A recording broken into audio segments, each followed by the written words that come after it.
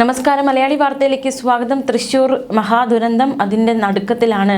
ഇന്നും രക്ഷാപ്രവർത്തനമൊക്കെ പുരോഗമിക്കുകയാണ്, പ്രതികരണങ്ങളൊക്കെ വന്നുകൊണ്ടിരിക്കുകയാണ്.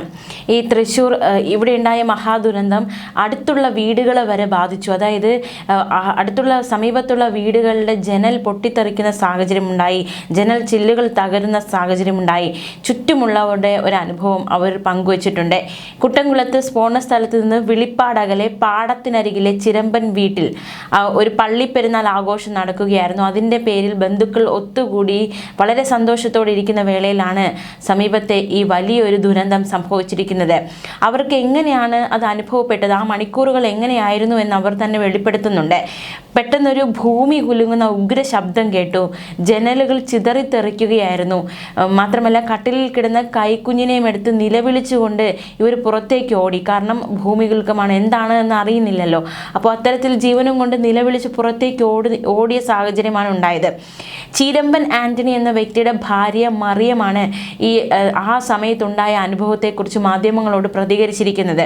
അത് പറയുമ്പോൾ അവർക്ക് അപ്പോഴും ആ ഭയം മാറിയിട്ടില്ല. അത്രയും ഭയാനകമായിരുന്നു ആ മണിക്കൂറുകൾ അല്ലെങ്കിൽ ആ നിമിഷങ്ങൾ.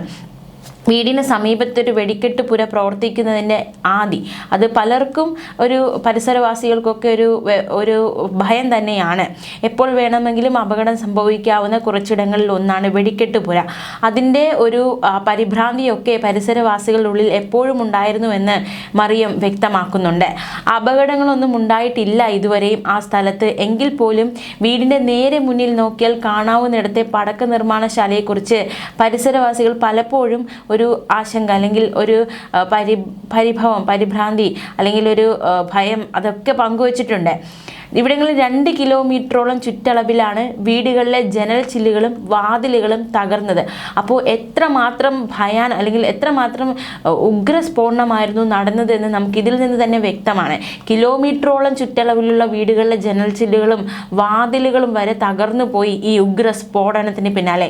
അടുക്കളയിലെ പാത്രങ്ങൾ ചിതറിത്തെറിക്കുന്ന സാഹചര്യം ഉണ്ടായെന്നും വീട്ടമ്മമാർ പ്രതികരിക്കുകയാണ്. ഇത്തരത്തിലാണ് ആ പരിസരത്ത് ഈ വെടിക്കെട്ട് നിർമ്മാണശാലയിൽ ഉണ്ടായ ദുരന്തത്തിൻ്റെ ചുറ്റുപാടുമുള്ള വീടുകളിലുള്ളവരുടെ അനുഭവം അവരത് പങ്കുവച്ചിരിക്കുന്നത് ഇപ്രകാരമാണ്. അവർക്ക് അനുഭവപ്പെട്ട ആ സമയത്ത് അനുഭവപ്പെട്ട ഇത്തരത്തിൽ ഭയാനകമായ സാഹചര്യമാണ്. എന്തായാലും മരിച്ച ഒരുപാട് തൊഴിലാളികളുണ്ട്. നമുക്കറിയാം, അവരെല്ലാം കുടുംബത്തിൻ്റെ അത്താണികളാണ് കൊല്ലപ്പെട്ടത്. അത് വലിയൊരു വേദന ഉളവാക്കുന്നുണ്ട്. ഓരോരുത്തർക്കുമുണ്ട് ഓരോ ജീവിത കഥകൾ പറയാൻ. വളരെ വേദനാജനകമായ സാഹചര്യത്തിലൂടെയാണ്, നമുക്ക് വാക്കുകൾ കൊണ്ടൊന്നും പറഞ്ഞ് ഫലിപ്പിക്കാൻ പറ്റാത്ത രീതിയിലുള്ള ഒരു സാഹചര്യത്തിൽ കൂടിയാണ് എല്ലാവരും കടന്നു പോയിക്കൊണ്ടിരിക്കുന്നത്. ഉറ്റവരെ നഷ്ടപ്പെട്ടവർക്ക് ഒരു ആശ്വാസം കിട്ടട്ടെ എന്നല്ലാതെ മറ്റൊന്നും നമുക്കിപ്പോൾ ഈ സാഹചര്യത്തിൽ പറയാൻ കഴിയില്ല. ആ ഒരു അവസ്ഥയിലാണ് നമ്മളെല്ലാവരും ആയിരിക്കുന്നത്. അതേസമയം വെടിക്കെട്ട് ദുരന്തമുണ്ടായ പറമ്പിൽ നിന്ന് കഷ്ടിച്ച് 30 മീറ്റർ അകലെ ലൂസ് വെടിമരുന്ന് സംഭരിച്ചു വെച്ചിരുന്ന ഇഷ്ടിക കെട്ടിടമുണ്ടായിരുന്നു. അതിനുള്ളിലേക്കും കൂടി തീ പടർന്നിരുന്നുവെങ്കിൽ സംഭവിക്കാവുന്ന ദുരന്തം മഹാദുരന്തം എന്ന വാക്കിൽ ഒതുക്കാനാകില്ലായിരുന്നു. ഇഷ്ടിക കെട്ടിടത്തിനുള്ളിലേക്ക് തീ പടരാതിരുന്നത് ദുരന്തത്തിന്റെ ആഘാതം കുറച്ചു.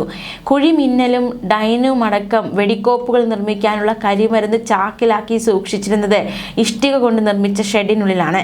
വെടിക്കെട്ട് പുരകളിൽ നിന്ന് മാറി പാടത്തിനരികിലാണ് ഷെഡ് നിർമ്മിച്ചിട്ടുള്ളത്. ഇതിനരികിൽ വരെ തീ ആളിയെങ്കിലും എന്തോ ഭാഗ്യത്തിന് അത് ഉള്ളിലേക്ക് പടർന്നില്ല. അഗ്നിരക്ഷാസേന കരിമരുന്ന് നിർവീര്യമാക്കി തുടർ സ്ഫോടന സാധ്യതകളും ഇല്ലാതാക്കുകയുണ്ടായി. ദുരന്ത സ്ഥലത്ത് രക്ഷാപ്രവർത്തനം നടത്തിയിരുന്നവരിൽ കുറേ പേർ സുരക്ഷിത അകലം കണക്കാക്കി ഈ ഷെഡിന് സമീപത്ത് നിലയുറപ്പിച്ചിരുന്നു. മോട്ടോർ പുര പോലെ തോന്നിച്ച കെട്ടിടത്തിനുള്ളിൽ കരിമരുന്നാണെന്നത് ആർക്കും അറിയാമായിരുന്നില്ല.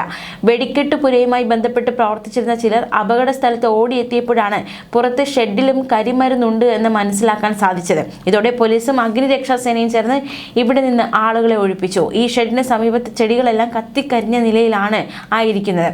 ഇന്നലെ ഉച്ചകഴിഞ്ഞ് 3:20 നാടിനെ നടുക്കിയ പൊട്ടിത്തെറികളുടെ കൂട്ടപ്പരമ്പരയുണ്ടായത്. മുണ്ടത്തിക്കോട് കുട്ടംകുളം പാടത്തിന് നടുവിൽ തുരുത്തിന് സമാനമായ 5 ഏക്കർ പറമ്പിലായി 8 പുരകളിലായിട്ടായിരുന്നു വെടിക്കെട്ട് നിർമ്മാണം നടന്നിരുന്നത്. തൃശ്ശൂർ പൂരത്തിന്റെ സാമ്പിൾ വെടിക്കെട്ടിനും പ്രധാന വെടിക്കെട്ടിനും വേണ്ടി കുഴിമിന്നൽ, ഗുണ്ട്, ഡൈന, പലതരം അമിട്ടുകൾ, മാലപ്പടക്കം തുടങ്ങിയവ നിർമ്മിച്ച് പല പുരകളിലായി സൂക്ഷിച്ചിരുന്നു. അമിട്ടുകൾ സംഭരിച്ചിരുന്ന ഭാഗത്തു നിന്നാണ് ആദ്യ സ്ഫോടനമുണ്ടായത്. മറ്റു പുരകളിലേക്ക് ഉണ്ടായിരുന്നവർ പുറത്തേക്ക് പുറത്തേക്ക് ഓടുന്നതിനിടെ എല്ലാ വെടിക്കോപ്പുകളിലേക്കും തീ പടരുകയായിരുന്നു. 3 ഉഗ്ര സ്ഫോടനങ്ങളിൽ വെടിക്കെട്ട് പുരകൾ 100 മീറ്ററിലേറെ ദൂരേക്കാണ് ചിതറിത്തെറിച്ചത്.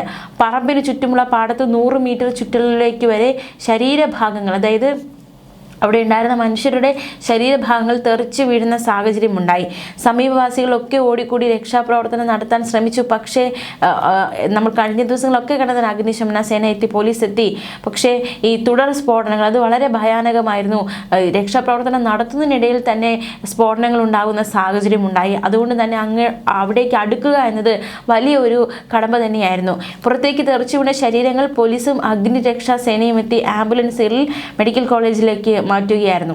ഈ വെടിക്കെട്ട് പുര സ്ഥിതി ചെയ്യുന്ന പറമ്പിന്റെ പരിസരത്തേക്ക് അടുക്കാൻ പോലും കഴിയാത്ത വിധം കുഴിമിന്നലും ഡൈനയും 2.5 മണിക്കൂറോളമാണ് പൊട്ടിയത്. തുടർച്ചയായി നിന്ന് പൊട്ടുകയായിരുന്നു. പാടത്തുകൂടി ഫയർ എഞ്ചിനുകൾ എത്തിച്ച് ഘട്ടം ഘട്ടമായി വെള്ളം ചീറ്റിച്ച് അപകട സാധ്യത കുറച്ചു. അതിനുശേഷം 6 മണിയോടെയാണ് രക്ഷാപ്രവർത്തകർക്ക് ഇതിന്റെ ഉള്ളിലേക്ക് കടക്കാൻ സാധിച്ചത്. 6:30യോടെയാണ് തീ നിയന്ത്രണ വിധേയമാക്കിയത്. തിരി വാരിക്കെട്ടുന്നതിനിടെ കനത്ത ചൂട് മൂലമുണ്ടായ തീപ്പൊരിയാകാം അപകടത്തിലേക്ക് നയിച്ചതെന്നാണ് സംശയിക്കുന്നത്. മോർച്ചറിയിൽ മൃതദേഹങ്ങളുണ്ട്. കുറച്ചുപേരുടെ മൃതദേഹങ്ങൾ മാത്രമേ തിരിച്ചറിയാൻ സാധിച്ചുള്ളൂ. എന്തായാലും എല്ലാവരെയും തിരിച്ചറിയുക എന്നതും ഒരു വലിയ വെല്ലുവിളിയാണ്. ഉറ്റവരൊക്കെ മൃതദേഹങ്ങൾ തിരിച്ചറിയാൻ എത്തുന്നുണ്ട്. തങ്ങൾക്ക് പരിചയമുള്ളവർ അതിലുണ്ടാകരുത് എന്ന പ്രാർത്ഥനയാണ് പലർക്കും ഉള്ളത്. എന്തായാലും വലിയൊരു ദുരന്തം, നാടിനെ നടുക്കിയ വലിയൊരു ദുരന്തമാണ് സംഭവിച്ചിരിക്കുന്നത്.